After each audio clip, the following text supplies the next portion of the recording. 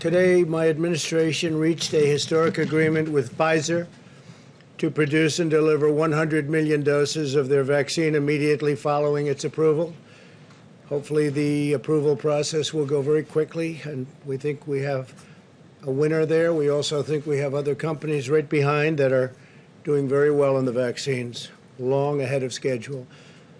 Second, HHS will be distributing an additional $5 billion from the Provider Relief Fund to all nursing homes. Nursing homes in higher risk areas will be receiving more funding. Third, we've been identifying especially high-risk nursing homes and sharing that information with the governors so that the governors and their staffs can take appropriate action.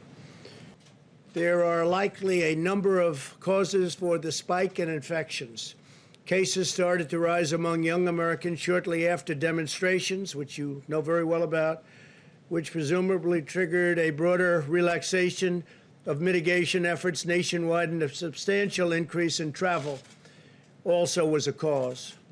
Increased gathering on holidays such as Memorial Day, as well as young people closely congregating at bars and probably other places, maybe beaches, 4 or 5 different listed places. We have 12 that are listed on the guide, likely also contributed. We're also sharing a 2,000-mile border with Mexico, as we know very well, and cases are surging in Mexico, unfortunately. 257 miles of newly constructed wall along the southern border has had a great positive impact on people coming in, and we have record low numbers of people coming in illegally. That's helped greatly. Wear a mask, socially distance, and repeatedly wash your hands. Practice very, very good sanitary means. You have to do this. You have to you have to look at it differently. Wash your hands often. I'm finding more and more people are saying wash your hands. So wash your hands. About the surge of federal agents to various cities. Yeah. The mayor of Chicago just said moments ago that you're doing this to divert attention from your failures on coronavirus. You are only targeting cities. We haven't had that failure. You are only targeting cities, though, run by Democrats. Is this just a political stunt? Yeah, the cities, unfortunately, that are in trouble are all run by Democrats. You have radical left Democrats running cities like Chicago and so many others that we just had a news conference. And unfortunately, that's the way it is. I mean, that's the facts. Mr. President, do you plan to do a national strategy to help schools reopen and reopen safely? And regarding the children in your family, your son, your grandchildren, are you comfortable? Do you plan to have them back in person in school? Yeah, this well, fall? I am comfortable with that. And we do have a national strategy, but as you know, ultimately it's up to the governors of the states. I think most governors, many governors, want the schools to open. I would like to see the schools open, especially when you see statistics like this. We have great statistics on young people and on safety. So we would like to see schools open. We want to see the economy open. At least 3 governors today came out with new orders on mask requirements. Yeah. Is that something you wish all the governors would do? Well, a lot of the governors, they have different requirements. Some of the governors are very strong on masks, others aren't.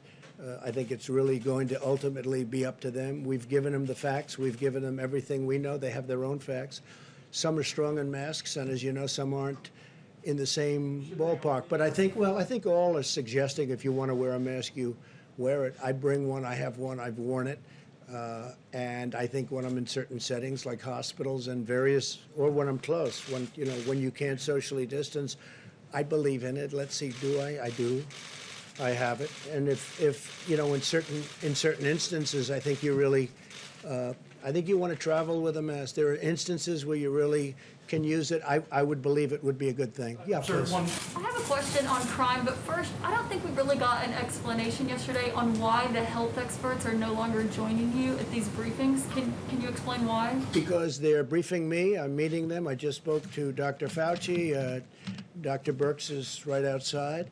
And they're giving me all of everything they know as of this point in time, and I'm giving the information to you. And I think it's probably a very concise way of doing it. It seems to be working out very well. Would you like to respond to Joe Biden, who today described you might have heard that, as the first racist to be elected president? That was his words. Well, you know, it's interesting because we did criminal justice reform. We passed criminal justice reform, something that Obama and Biden were unable to do. We did opportunity cities. We did the greatest. If you look at what we've done with opportunity zones, nobody's ever even thought of a plan like that. Prior to the China plague coming in, floating in, coming into our country and really doing terrible things all over the world, doing terrible things, we had the best African American, Hispanic American, Asian American, almost every group was the best for unemployment. The unemployment numbers were the best. You look at employment, you look at opportunity zones, and maybe most importantly, you look at criminal justice reform, you look at prison reform. I've done things that nobody else, and I've said this, and I say it openly, and not a lot of people dispute it. I've done more for Black Americans than anybody, with the possible exception of Abraham Lincoln. Nobody has even been close. Thank you very much, everybody. Thank you.